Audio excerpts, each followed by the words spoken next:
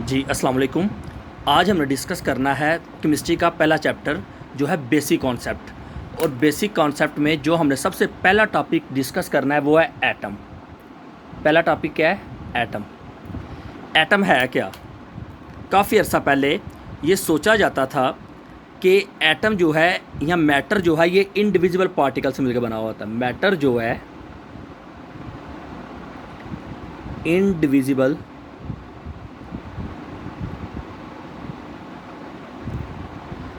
Particle से मिलके बना होता है।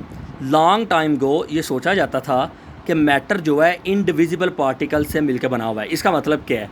इसका मतलब ये था कि साइंटिस्ट सोचते थे कि अगर हमारे पास कोई चीज़ हो, कोई सबस्टांस हो, कोई क्या हो, सबस्टांस हो, और हम क्या करें, उसको ब्रेक करते जाएं। क्या करते जाएं? ब्रेक करते जाएं। इतना ज़्यादा ब्रेक कर लें, इतना ज़्यादा ब्रेक कर लें कि वो बेसिक यूनिट तक पहुँच जाए। किधर तक पहुँच जाए? बेसिक यूनिट्स तक। बेसिक यूनिट मतलब उसको मज़ीद डिवाइड ना किया जा सके।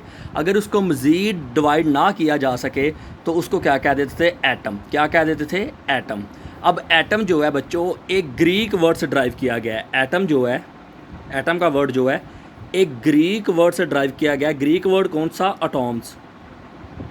ग्रीक वर्ड एटम जो है बच्चों, मैं दोबारा बोल रहा हूँ, ग्रीक वर्ड अटॉम से ड्राइव किया गया है, जिसका मतलब क्या है? इनडिविजिबल। एक ऐसी चीज़ जिसको आप डिवाइड नहीं कर सकते उसको क्या कहते हैं? एटम कहते हैं। इधर तक बात क्लियर होगी। जब 17 लेकिन ये सारी बात जो थी ना, साइंटिस्ट के पास इस चीज़ का कोई एक्सपेरिमेंटल प्रूव नहीं था। एक्सपेरिमेंटल प्रूव नहीं था साइंटिस्ट के पास। जो सारा प्रोसीजर मैंने ऊपर वाला बताया है, इसका साइंटिस्ट के पास कोई एक्सपेरिमेंटल प्रूफ नहीं था। बस उनकी एक ही थिंकिंग थी, एक सोच थी कि मैटर जो है ये इनडिविजिबल पार्टिकल से मिलके बना होता है। इसके बाद अगर नेक्स्ट बात की जाए, इसके बाद बात आती है बच्चों कि जब 17वीं सेंचुरी में मैटर की क्वांटिटेटिव स्टडी की गई। क्या किया गया? क्वांटिटेटिव स्टडी की गई। तो बच्चों हमें पता चला कि बहुत से जो एलिमेंट हैं या बहुत से जो एटम हैं वो एलिमेंट्स का पार्ट होते हैं। एटम जो है बहुत से एलिमेंट्स का क्या होते हैं? पार्ट होते हैं। ठीक है। और बहुत से कंपाउंड बनता कैसे है? जो कंपाउंड है वो डिफरेंट पार्टिकल से मिलकर बना होता है। डिफरेंट पार्टिकल्स या सबस्टांस से मिलकर बना होता है। और जब कंपाउंड को ब्रेक किया जाता है, और जब कंपाउंड को क्या किया जाता है बच्चों?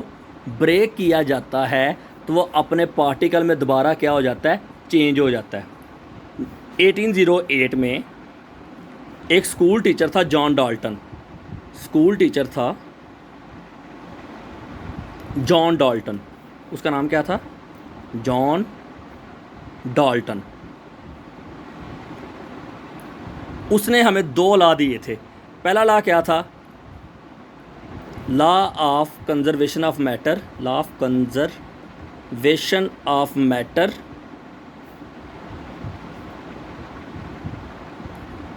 और दूसरा लॉ जो उसने दिया था वो दिया था law of definite proportion. Law of definite proportions. कहते हैं उसने कहा था ये दोनों लॉ आप उस टाइम तक एक्सप्लेन नहीं कर सकते जब तक हमें एटम की एग्जिस्टेंस का ना पता हो। जब हमें ये ना पता हो कि एटम किस तरह एग्जिस्ट करता है, तब तक हम इन दोनों लॉज को एक्सप्लेन नहीं कर सकते। जब इसके बाद मॉडर्न सर्च हुई तो हमें पता चला कि एटम है क्या। एटम की डेफिनेशन क्या है? बेसिकली एटम की डेफिनेशन क्या है? कहता है atom is the smallest particle. Atom is the smallest particle of an element.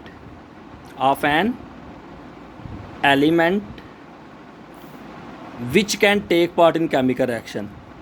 Which can take part in chemical reaction. इसका मतलब क्या है? कहता है एटम इन केमिकल रिएक्शन। कहता है बेसिकली एटम जो है किसी एलिमेंट का स्मॉलेस्ट पार्टिकल है जो किसी केमिकल रिएक्शन में टेक प्लेस, मतलब क्या कर सकता है? किसी केमिकल रिएक्शन में हिस्सा ले सकता है।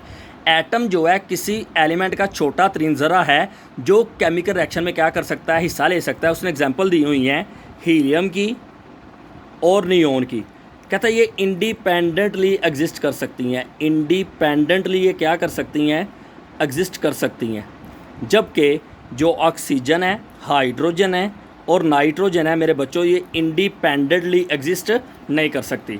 जब मॉडर्न रिसर्च हुई तो हमें पता चला कि बच्चों एटम जो है ये डिविजिबल है। मतलब एटम को हम क्या कर सकते हैं, डिवाइड कर सकते हैं। क्या कर सकते हैं, डिवाइड कर सकते हैं। एटम के कौन कौन से सब एटॉमिकल पार्टिकल होते हैं? इलेक्ट्रॉन होता है, प्रोटॉन होता है, न्यूट्रॉन होता है, न्यूट्रिनो होता है, एंटी न्यूट्रिनो होता है और हाइप्रोन होता है। और मोर देन 100 जो पार्टिकल हैं, 100 सब एटॉमिक पार्टिकल जो हैं बच्चों वो एटम के अंदर पाए जाते हैं। एटम के फंडामेंटल पार्टिकल कौन से हैं? फंडामेंटल पार्टिकल्स एटम के मेरे बच्चों मेन जो हैं 3 फंडामेंटल पार्टिकल जिनको मैं रेड में लिख रहा हूँ। पहला क्या है? इलेक्ट्रॉन। दूसरा क्या है?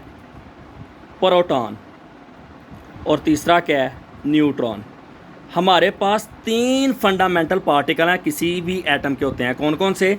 इलेक्ट्रॉन हो सकता है, प्रोटॉन हो सकता है और न्यूट्रॉन हो सकता है। इसके बाद आ गया वर्क ऑफ जे बर्जीलियस। मतलब ये साइंटिस्ट का नाम है जे बर्जीलियस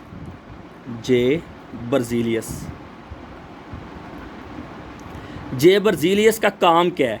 कहता है जे बर्जीलियस ने 2 मेन काम किए थे जो ब्लैक में लिख रहा हूँ। पहला काम क्या था?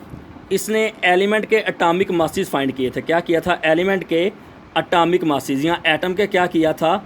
एटॉमिक मासेस फाइंड किए थे। इसने एलिमेंट के एटॉमिक मासेस जो हैं वो फाइंड किए थे।